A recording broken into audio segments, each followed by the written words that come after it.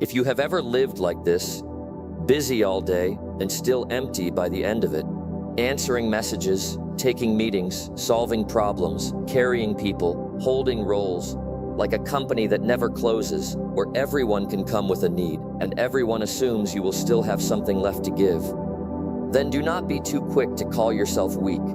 A lot of people are not failing because they do not work hard. A lot of people are living like companies that have been losing money for years. When Lena turned 35, she felt very clearly for the first time that she was close to being emptied out. She was not the kind of person who looked tragic from the outside. If anything, her life looked stable, even respectable. Her job was decent, her income was fine, her relationships were not a disaster. She was the reliable one, the one friends leaned on, the one family depended on, the one people at work looked at and said, "She will probably handle it." She had lived for years inside roles, someone's daughter, someone's partner, someone's emotional anchor, someone's steady person, the one who knew how to stay calm, the one who knew how to absorb the blow. She was good at taking care of people, good at pausing her own feelings, good at thinking about what everyone else needed before she even asked what she had left. For a long time, she thought that was maturity, responsibility, love, character. Then one winter evening, after a family gathering, she sat alone on the bathroom floor and cried in complete silence. Not dramatically, not like a breakdown in a movie, just the quiet tears of someone who had finally stopped pretending she was not tired. Nothing spectacular had happened that night. No one had attacked her. No one had shouted. People had simply used her in the usual ways. Her mother needed help coordinating something. Her brother wanted her to review a resume. Her partner complained about his stress and hoped she would understand a little more. She smiled, answered, calmed, adjusted, carried. Then she got home, looked at herself in the mirror, and for the first time in years, did not quite recognize the woman looking back. Not because of age, not because of exhaustion, because one terrifying question rose up inside her. If I remove all these roles, who is actually left? That question kept her awake all night. A few days later, she took time off and went to the sea alone. It was an old hotel, not beautiful, not luxurious, but there was a large mirror in the room, facing a gray-blue strip of ocean outside. She had gone there only to be quiet, but the next morning, standing in front of that mirror, one sentence appeared in her mind. It was not comforting, it was not gentle, it was cold and exact. The only partner you can never replace in this life is yourself. Lena stood there for a long time. She suddenly saw something strange. She had spent years investing in everyone and everything except the one person who woke up with her every morning, carried every fear, processed every wound, and held up every role behind the scenes. She had invested in relationships, in responsibility, in expectation, in usefulness, in being needed, but she had never seriously invested in herself. She went back to the small desk in the room and opened a notebook. For the first time, she did not write a to-do list, did not write other people's problems, did not write goals for external success. She wrote only one sentence. If I do only one real thing to change my fate next year, it will not be chasing something new. It will be learning to choose myself. The moment she wrote it, a wave of discomfort rose inside her, because she knew those words would offend something deep. Selfish. That word had always sounded ugly to her. She had been trained to hear it as a failure of kindness, a failure of generosity, a failure of love. But for the first time, she wondered whether she had misunderstood it completely. All those years of being unselfish had not actually made the world much better. They had just made her emptier, and what an empty person gives away is rarely clean. She began remembering all the moments when she had been good to people, the patience, the support, the help, the understanding, the endless emotional availability. On the surface, it looked generous, but underneath, there had often been another layer. She was also asking for something. She wanted to feel needed, wanted proof that she mattered, wanted to hear someone say, "I do not know what I would do without you." She wanted reassurance that she was not selfish, not bad, not replaceable. And then she understood something painful. Real generosity does not come from twisting yourself dry and squeezing out the last few drops. Real generosity comes when you become a well that does not run dry. Otherwise, what you give away is not love. It is service mixed with scarcity. That was the week she began taking attention seriously. She realized the most valuable thing she owned was not time. It was clear attention, and the best parts of her attention were almost always being spent on other people's noise. Endless messages, requests without weight, an email with a sharp tone that could ruin half her morning, a mess in somebody else's life, becoming background static in her own nervous system. She suddenly thought, if I were a startup, this company has been operating at a loss for years. It provides constant service, free labor, free emotional support, free stabilizing, free availability. And not only for free, it keeps paying extra. It keeps pouring in the best energy, the best judgment, the best focus, while nothing is being restored. No wonder it feels close to collapse. She wrote a second sentence. If I do not refill myself first, I have no right to talk about changing my fate.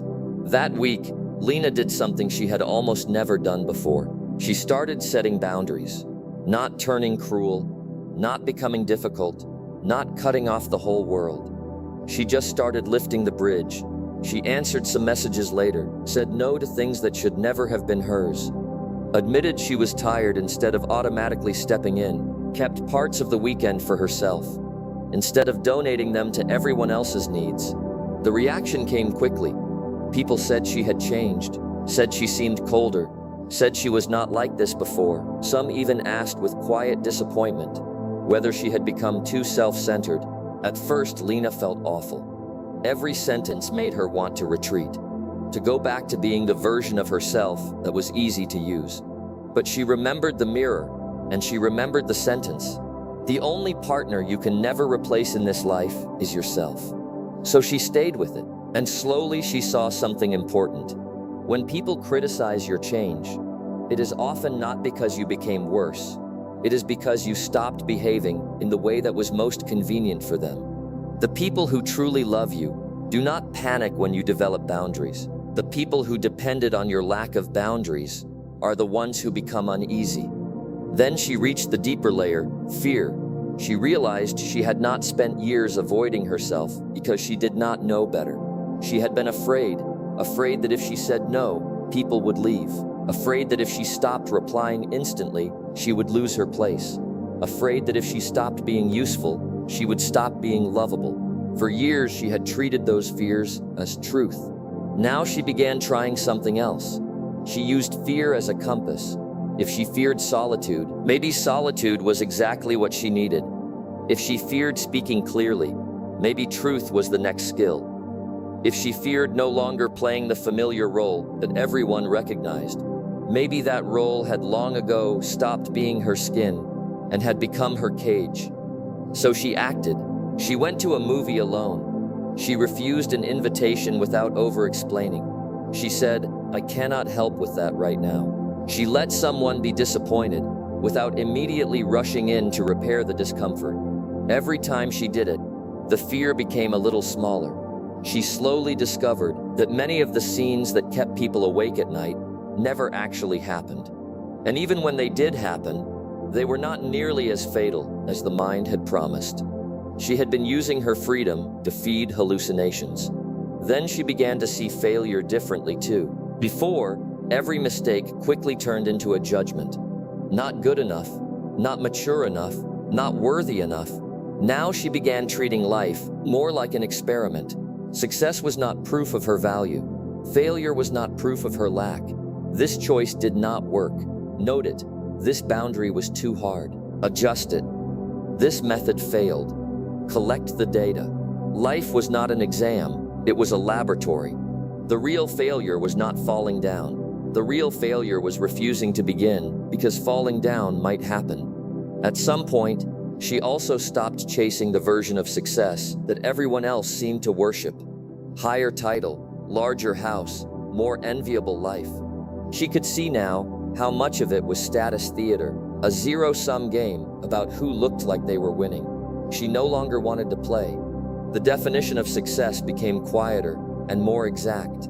To wake up without instantly entering battle mode. To not spend time with people she did not want to see. To stop selling inner life for the right to survive. To have health, peace, choice, and all of it depended on one thing. Would she treat herself as the most important project in her life? Not the most narcissistic project. Not the most decorated one. The one that, once properly cared for, allowed everything else to start becoming true. After that, she began doing many things that looked small from the outside, but changed everything underneath. She started facing the injuries she had spent years avoiding. She stopped pretending the old wounds were gone, just because she had learned how to function around them. She studied, not for performance, for structure. She read things that could survive time, psychology, game theory, classics, books that did not make her look impressive, but quietly gave her mind a backbone. She also learned how to be alone. Not alone with a screen, not alone while flooding the room with more noise, actually alone. At first it felt terrible, then empty, then frightening. But after she crossed the first layer of agitation, she found something underneath it. A deep silence, like roots growing downward instead of branches begging to be admired. She understood then that loneliness is not a punishment. It is often the price of real growth. That was also the year she finally understood self-love. Not as consumption, not as buying herself things to simulate care, but as respect, as having standards, as not abandoning herself, as forgiving the older version of herself who had tried to earn a place in the world. Through overgiving, she began building small habits that fed her body, fed her mind, fed her spirit. Regular sleep, quiet meals, movement, reading, less noise, more gratitude. She used to think gratitude was just politeness. Later she understood that gratitude is a way of rewiring the brain. It pulls attention away from scarcity and back towards sufficiency. Not by pretending everything is good, by refusing to go blind and see only what is missing. A year later, her life had not turned into a myth. She still had problems, still had difficult days, still had sleepless nights now and then, but something fundamental had changed. She no longer lived as if she had to empty herself out while hoping fate would reward her one day. She knew now that changing your fate is often quieter than people imagine. It is not always chasing the newest thing, the hottest idea, the next external advantage.